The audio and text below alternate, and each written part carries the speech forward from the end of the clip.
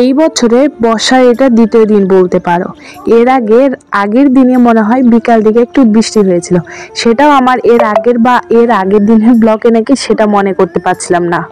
Hello everyone, আমি রিনা, নতুন আরেকটি ভিডিও নিয়ে আমি হাজির। আচ্ছা, তোমরা সবাই কেমন আছো বলো।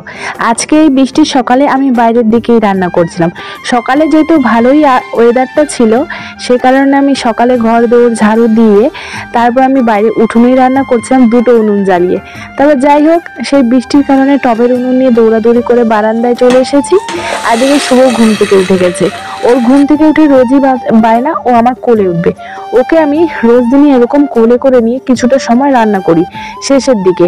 তার আগে তো আমি হয়ে যায়, তবে এখন যেহেতু শীতকাল মানে অনেক সবজি কম দাম, সে কারণে বাইরে তো 2 থেকে 3টা সবজি হয়ে যায়।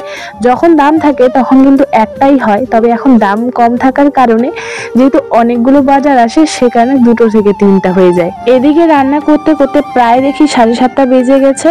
ওকে কিছুক্ষণ ভুলিয়ে বালিয়ে রেখে তারপরে মুখ হাত ধুয়ে ওকে খেতে দিতে হবে। এদিকে খাওয়া দাওয়া করবে, তারপরে পায়খানা করবে, আবার স্কুলের জন্য রেডি হবে। কিন্তু এদিকে ওয়েদারটা এত খারাপ, তারপরে ভাবছি না, ওকে আমাকে স্কুল নিয়ে যেতেই হবে। এরপর আরও ওয়েদার খারাপ আসবে, তখন হয়তো অনেকটা আমার কাছে এসে বলবে যে মা আজকে বৃষ্টি পড়ছে বা তেনভাবে নানান ধরনের নালিশ করতে থাকবে। তাই বৃষ্টিটা কম হলেই ভাবছিলাম, না হলে আমি টোটোতে করে বেরিয়ে যাব। প্রথমত সেটাই ভেবেছিলাম যে আজকে আমি টোটো করেই ওকে নিয়ে যাব। তারপর যেহেতু বৃষ্টিটা কমে গেছিল আর যেহেতু হাতে ছিল 20 মিনিটের মতন সময়, এদিকে আবার রেলগেটের কি অবস্থা জানি না। আর টোটোগুলোতে আমার উঠতে ভীষণ ভয় লাগে, কারণ টোটোর ওই অ্যাক্সিডেন্ট দেখতে দেখতে বা চোখের সামনে উল্টে পড়ে যেতে দেখে না আমার টোটোতে ভীষণ ভয় লাগে। এদিকে বৃষ্টিটা কম হলেই আমি শুভকে স্কুল নিয়ে যাই। আর তারপরে আসার পরে আমার পরিস্থিতি এরকম, স্কুলের গেটের কাছে যে পৌঁছাই বৃষ্টি শুরু হয়ে গেছে। এদিকে তারপর ভাবলাম যে স্নানটা করে নিই, স্নান না করে ওই ভিজা গায়ে থাকলে আবারও হয়তো শরীর খারাপ হয়ে যাবে। তারপরে আর কি, স্নান করার পরে পুজো দিয়ে দিয়েছিলাম। তারপর ভাবলাম এবার এক এক করে, যেহেতু অনেকটা সময় আছে, স্নান হয়ে যাওয়ার পরে অনেকটা কাজ মনে হয় যেন এগিয়ে যায়।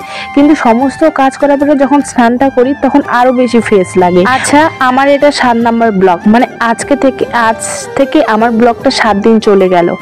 আজ এই 7 দিনের মাথায় আমি তোমাদের কাছে একটা পারমিশন নিতে চাই। আমার ব্লগগুলো এই যে যখন ইচ্ছা আমি তখন দিচ্ছি, এটা ঠিক নাকি একটা সময় মতন দেওয়া ঠিক, সেটা একটু আমাকে জানাবে। যদি একটা সময় রোজ দিন ব্লগ দেওয়া ঠিক, তাহলে আমাকে সময়টা প্লিজ জানিয়ে দিও। আজকের এই ব্লগটা মানে আজ হলো বুধবার, ব্লগ যেদিন হচ্ছে বুধবার, আমি এডিট করছি যেহেতু বৃহস্পতিবার। আজকে সকাল থেকে অনেকটা ব্যস্ততার কারণে আমি এডিট করতে পারিনি। এখন প্রায় সন্ধ্যা 7টা বাজতে চললো, এখন আমি এডিট করতে বসেছি। দুপুরের দিকে যেহেতু শুভ ওর বাবার কাছে ছিল, আজ পুরো বৃষ্টির কারণে ওর বাবা কাজে যেতে পারেনি, তাই একটু আমি শাড়ি পরে ভিডিও শুট করে নিচ্ছিলাম। এর আগের দিন আমি কোনো ভিডিও শুট করতে পারিনি এবং বিকালের দিকে ইউটিউব বা ফেসবুকে কোনো রকম ভিডিও দিতে পারিনি। চ্যানেল তো একদিন না দিলেই ডাউন। এদিকে শুভ আমার কাছেও চলে এসেছে, আর আজকের লুকটা কেমন হয়েছে একটু জানিয়ে দেবে।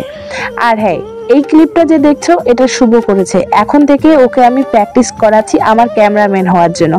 এখন যাব আমি আমার বাবা বাড়িতে কিছু লাকড়ি আনতে। গ্যাসটা হয়তো 2-3 দিনে শেষ হবে, সেটা ভাইয়ের বিয়ের গ্যাস, কখন শেষ হবে জানি না, তবে সেটাতে বেশি তো আমি রান্না করি না।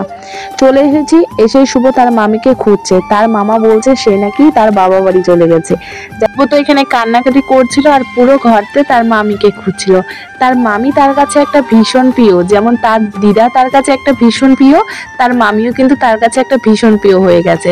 তো আজকের ব্লগটাকে এখানেই এন্ড করি। দেখা হচ্ছে নতুন আরেকটি ভিডিওর সঙ্গে।